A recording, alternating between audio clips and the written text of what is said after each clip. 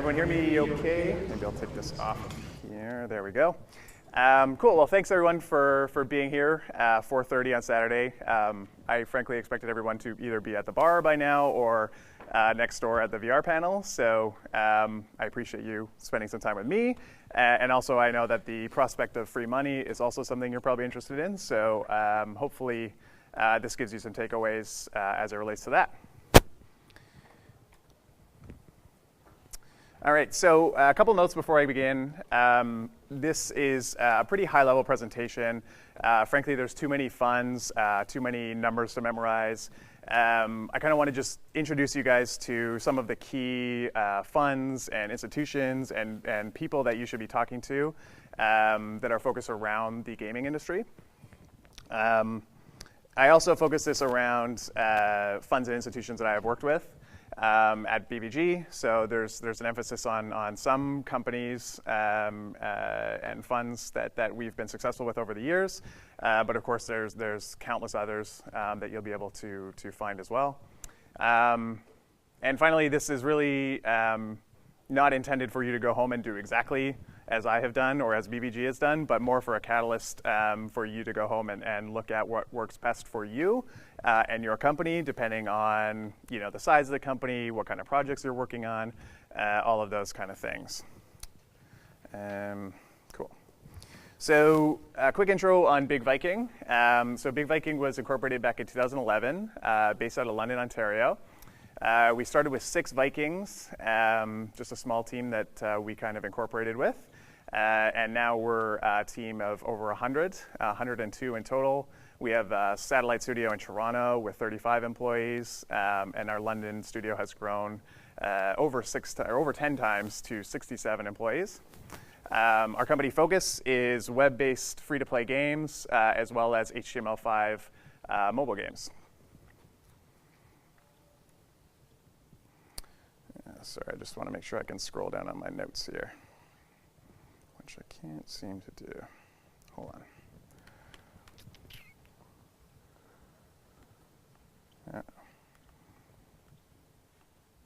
Okay, got it.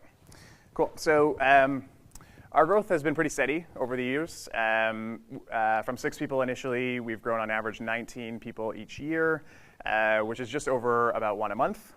I should also make note that now that we are hiring for a ton of positions, including art director, game designer, product managers, developers, DevOps, user experience, customer support, and many, many more. So if you're interested, come talk to me, but also check out bigvikinggames.com/careers for any of the other roles that we're looking to fill right now. So how do we get to over 100 employees? We were very lucky in that on day 0 of the company, we inherited a profitable Flash game. So that paid for the 6 initial staff that we had and also allowed us to grow a little bit beyond there. We also managed 2 fairly major financing rounds over our life so far. So after year 2, we raised $3.75 million in working capital from the Business Development Bank of Canada, or BDC. This was really early on for us, and frankly, it's still a little bit surprising that they were able to be so aggressive with a company as young and kind of inexperienced as we were at the time. And then summer of 2016, after or encroaching on the end of our 4th year, we raised $18 million in debt from RBC. And I believe that is the only major investment from a Canadian bank into a gaming company. So that was pretty groundbreaking and exciting for us.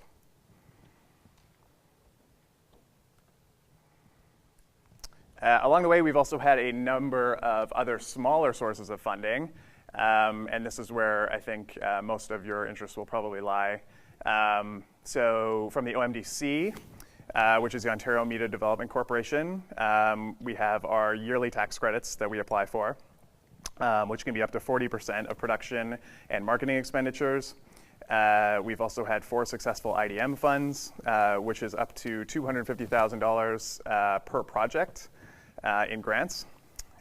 We've been successful with the Collaboration and Innovation Fund, which is a one-time fund for innovative projects. We've been successful with the Global Marketing Development Fund, which was previously the Export Fund, which helps pay for trips to conferences, like kind of external out-of-the-country projects, things like that. And then the OMDC Marketing Fund, which is to help pay for, essentially for user acquisition for projects that were successful in the IDM Fund. With the Canada Media Fund, or CMF, we were successful in the Development Fund in the experimental stream. And then we also received some IRAP funding, a grant for some HTML5 engine work that we were doing. And we've also previously applied for SR&ED or SHRED tax incentives. So, total of this is multiple millions of dollars over 5 years. There's definitely a lot of incredible funding on the table for those that are willing to invest the time into going out and figure out what works best for their company. So the conclusion, and the thing I learned very quickly when I entered the industry was that government and Canadian institutions are really your best friend in this industry. How many people here are from Ottawa or Ontario? I'm just curious. Okay, great. So most of you, this will be like highly relevant to because I'm speaking a lot about the OMDC. Also, any other province, Quebec, British Columbia, Manitoba, PEI, Nova Scotia, they all have similar organizations that can provide provincial tax credits and grants, things like that.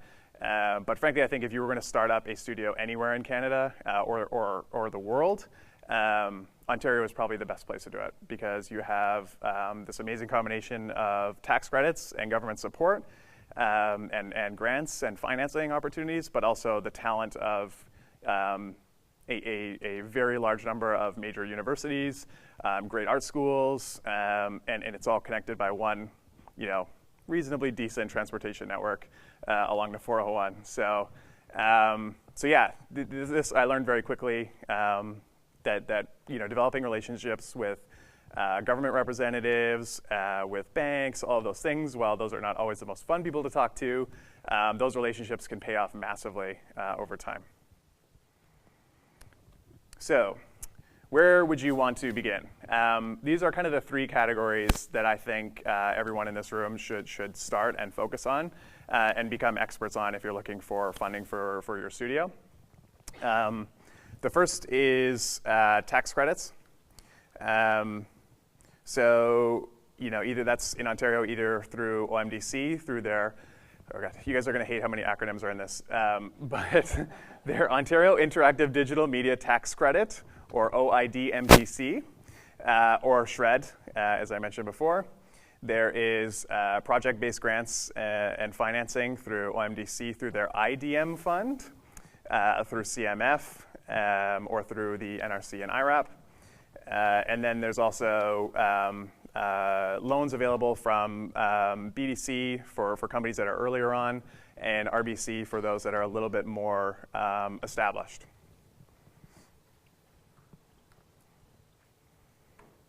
But wait, there is more.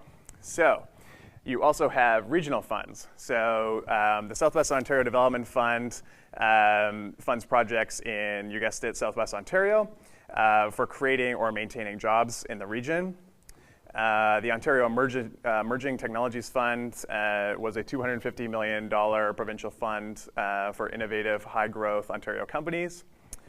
There's funds for exporters, and the good news here is that unless you're creating games for like the CBC, which is great if you are, but most likely you are creating games that are going to be exported out of Canada in terms of in-app purchases or sitting on Steam, and likely 90% of all of your revenue will come in from US or abroad.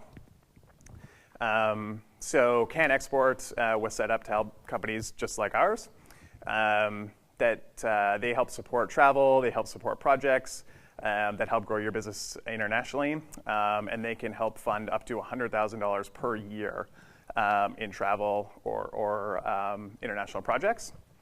The Adam Chaniak Memorial Fund is a $3,000 grant for entrepreneurs or small businesses that are hoping to build up their exports and international capabilities. On the employment and training side, there's the Canada Job Grant, which covers 2/3 or up to $10,000 for employee training. So, if you have a UI artist that's looking for, looking to do a course, this will help cover 2/3 of the cost of that course, up to $10,000.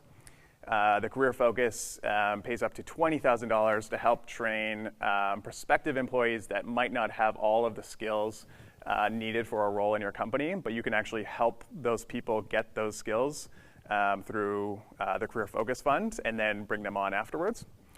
The IRAP Youth Employment Program was created basically to help cover salary of new hires directly out of post-secondary school. And then finally, on the innovation side, FedDev was a loan that was created to help cover 1/3 the cost of either late-stage development or early commercialization of innovative or unique projects, and that is up to $1 million in low-interest government-backed loans. So to dig into those first three categories a little bit more, tax credits are the big one. So on the tax credit side, there's really two key programs, as I mentioned. There's the OID MTC from the OMDC. There is SHRED tax incentive. So pretty much everyone here would be able to apply to the OID MTC, which allows for 40% of all production and marketing expenditures on released projects. So that includes labor, that includes benefits, that includes contractors, that includes user acquisition. So 40% back on all of those things is massive, especially for user acquisition, as a lot of people in here probably know. It's a yearly application that happens after your financial year end. And frankly, it's a pretty incredible program for gaming companies. The biggest benefit of the OID MTC versus SHRED is that it is geared towards interactive companies. So it's a less technically scrutinous application process. It's built for games, which is great. The con and the bad side of it is that the review queue for the OID MTC tax credits right now is about 90 weeks, which means that it can take up to 2 to 2.5 years after your financial year end before that money actually hits the bank. And I'll talk a little bit how to protect against that on the loan slide. On the SHRED side, the pros are, it's a much quicker payout. The decision usually comes a couple of months after your financial year end. There's definitely more scrutiny in the application. It's more technical. You might need some outside help in filling it out. There is lots of help available in that area that can work on kind of a contingency basis. So if you're successful in the fund, that's when they get paid. But it is definitely a more scrutinous application, and audits are more frequent with SHRED than with the OID MTC fund. On the project-based grants and financing, so OMDC, again, is probably the preferred route here. There's the Interactive Digital Media Fund, as I mentioned, that we've been successful with a number of times, that provides up to 50% of project costs, up to a maximum of $250,000.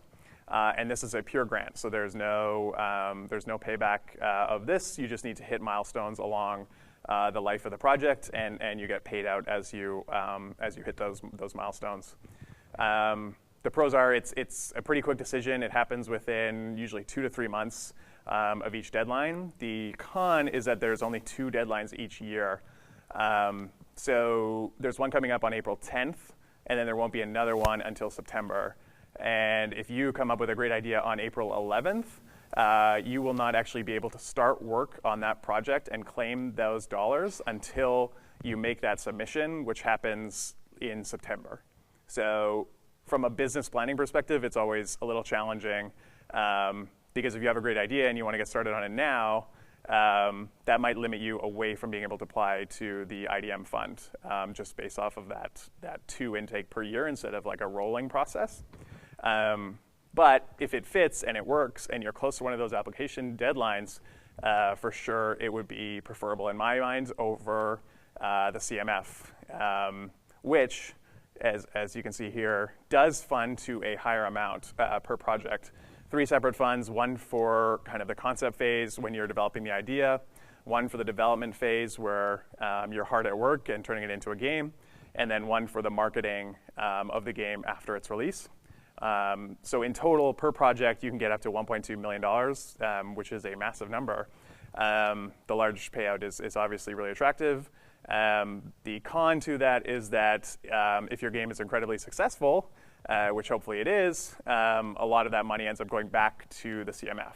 So it's a recoupable advance is what they call it. So if you have a game that you're like, for sure, this is going to make me millions and millions of dollars, I would say the IDM fund would be the way to go, or you're going to give a lot of that back to CMF.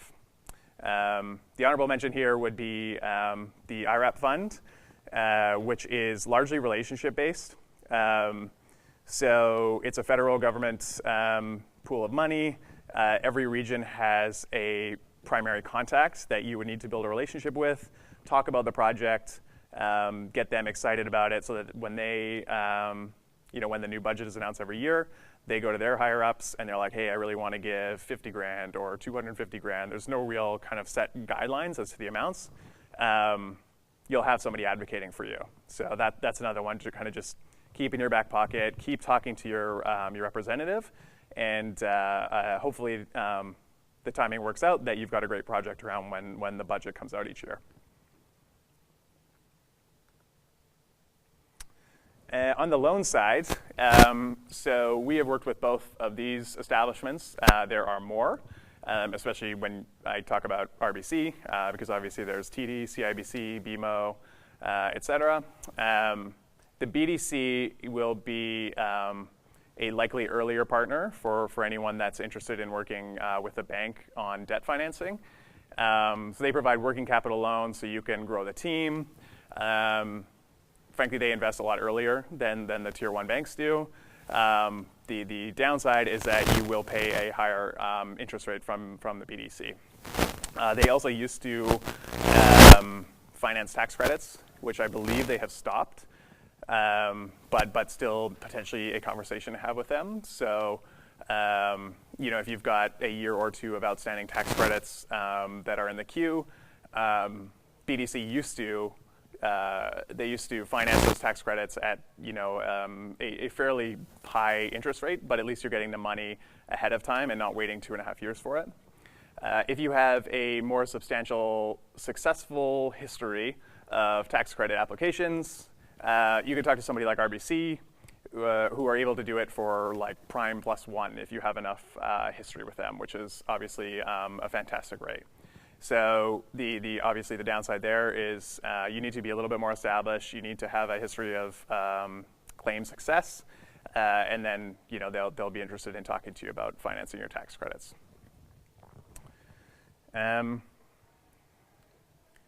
So once again, to summarize, there's definitely a lot of financing opportunities and funding opportunities out there.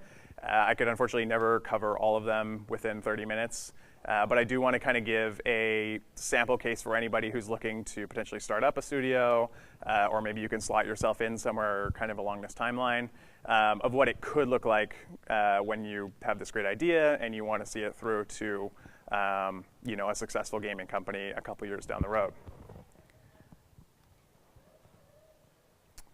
So you got a great idea, but you really have no concept of how you can afford quitting your job, starting a team, and bringing that idea into reality.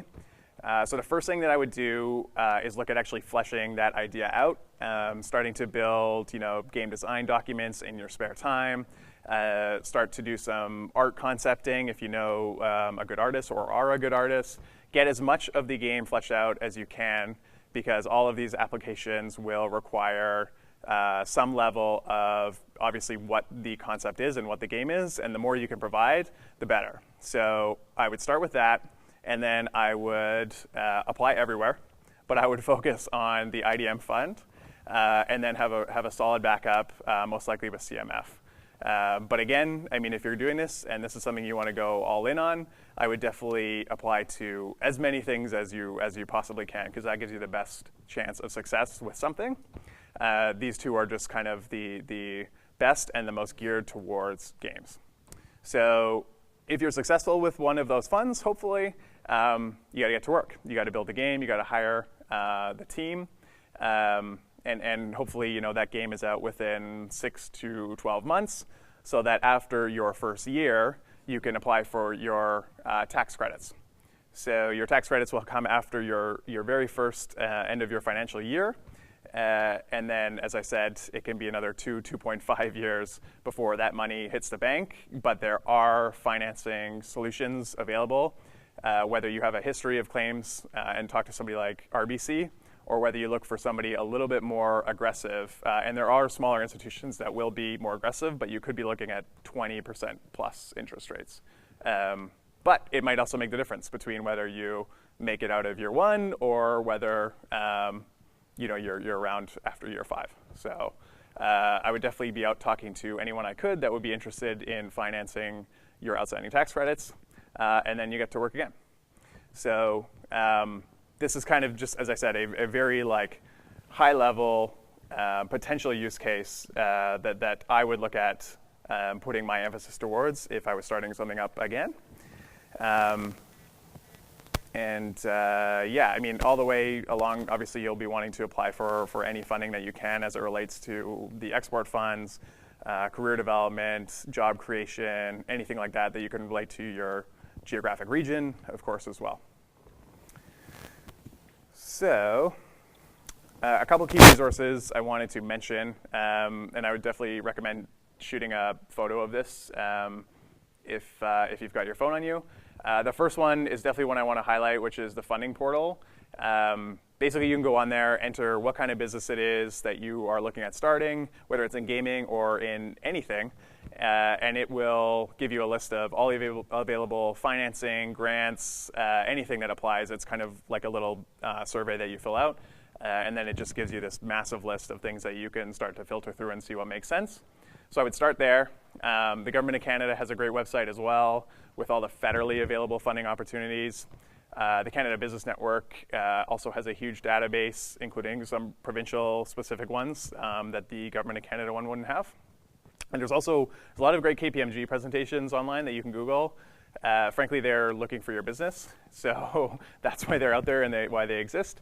Because KPMG does a lot of working with companies like ours on filing their tax credits and taking that load off of the companies. So that's why they've got a bunch of kind of decks out there that are used for people to go through. So yeah, that's pretty much it. As I said, this is a pretty high-level thing. I know that this will relate in some way to you, but my goal was for you to be able to go home and take something out of this presentation. So hopefully you've been able to do that. There's a ton of funding out there. You just need to have the kind of initiative to go look for what makes sense for you. And yeah, the government and a lot of the Canadian institutions, they're ready to work for you. So put them to work and start making up those relationships that will help drive your business forward. And that's it. Thank you.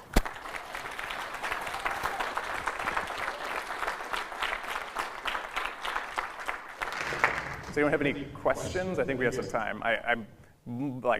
I want to reiterate, I am not a memorized expert on exactly what is in all these funds, but I can help answer whatever I can. So sure.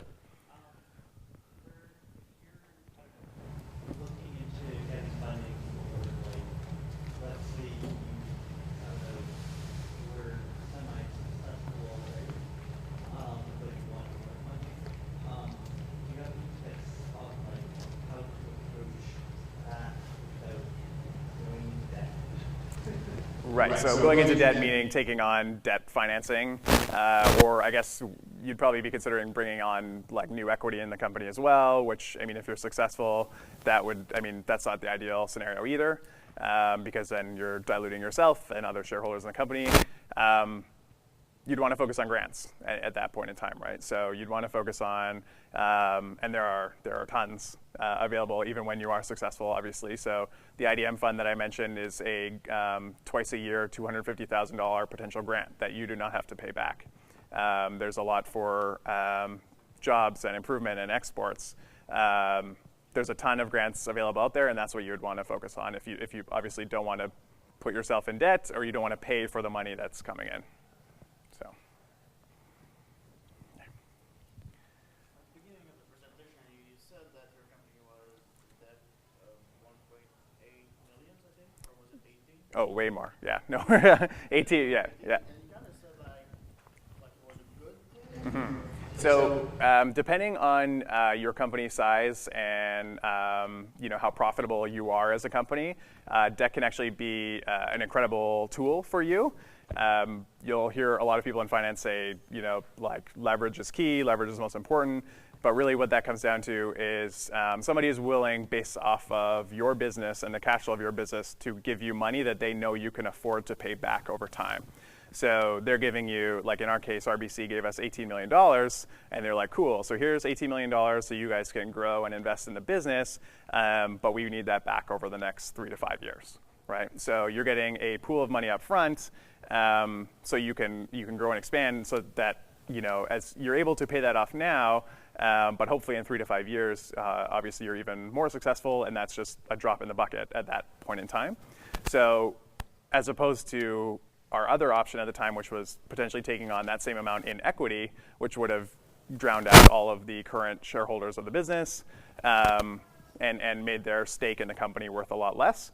This kept everybody at the same relative ownership in the business and allowed us to take on that same amount of cash. You want as well? Yeah. If it's day one on your company, you have $0. I'm under the impression that OMDC needs 50% of the overall fundraise. So let's say you're going after 100,000, you would need to have your own 100,000 to match that. How would you recommend folks go about, kind of going from the zero to the matching funds that OMDC needs? Well, matching funds can come from a lot of different areas. It can come from you, obviously, at which point you need to provide that you do have those funds available at the time of application. But it can also come from any other grant or financing application that you're going for. So they would stack on top of each other. So the other half doesn't actually need to come from the company or you. It can come from any other source. But that is true that they obviously, somebody needs to provide the other 50%, right? So whether that's you or a potential investor or another one of the grants that I mentioned, somebody has to give in that extra 50%, and that needs to be established at the time of the application to the OMDC. Yeah.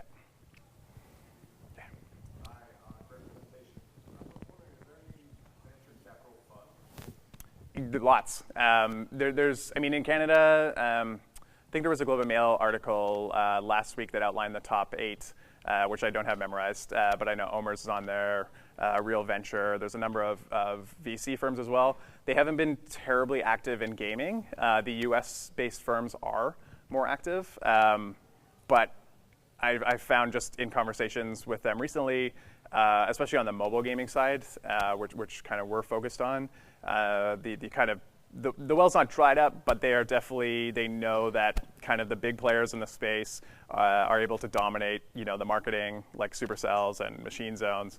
They're able to spend millions a day on UA, so they know how challenging that market is, and they're not super aggressive about investing anymore. But it's definitely a conversation to have.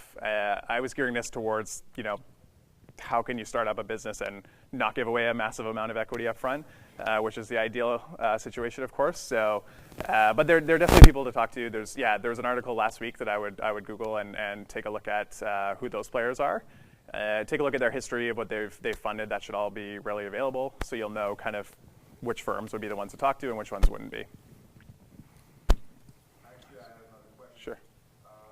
Regarding the bank funding, how much would you say is based on luck versus actual company financial state versus the relationship you might actually have with this bank? With the banks? Yes. So BDC would be a little bit less about the company financial performance because they're obviously more risky. They are getting in earlier. You have less of a history of financial statements. One thing I would also mention, and I'd be remiss not to, is that the earlier you can get audited financial statements, it's massive when you're looking at raising money down the line. So it is an expense that you would have to incur up front, which a lot of studios wouldn't want to spend after their first year, let's say. But I can tell you from experience that having audited statements is extremely helpful when you're trying to raise larger amounts down the road.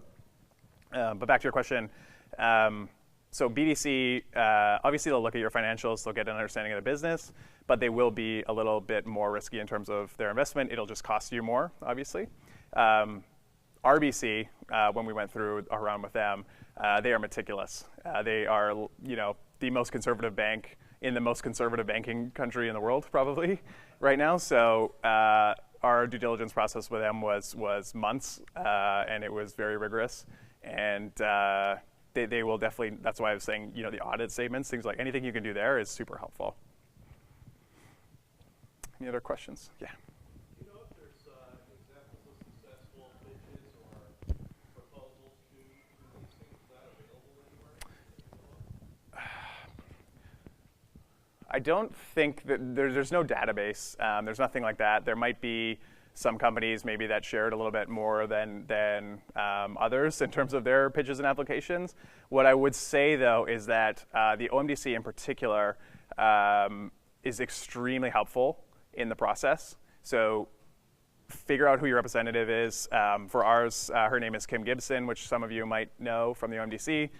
She's fantastic, and she will work with you like hand in hand to make sure that your application has everything that it needs and the best chance of being successful. That's not to say it necessarily will be, but they will get you as far as they can along the way. And with the tax credit side as well, they would love nothing more than for all the companies in Ontario to be able to fill them out themselves. Some applications like ours are pretty massive, and so we use outside help in preparing our tax credits. But they will also help you through the entire tax credit application process hand in hand and make sure you've got everything you need in there so that when you apply, you'll have no issue with your tax credit with audits or things like that. Any other questions? Oh, sure. Oh, man. You can ask me after. How about that?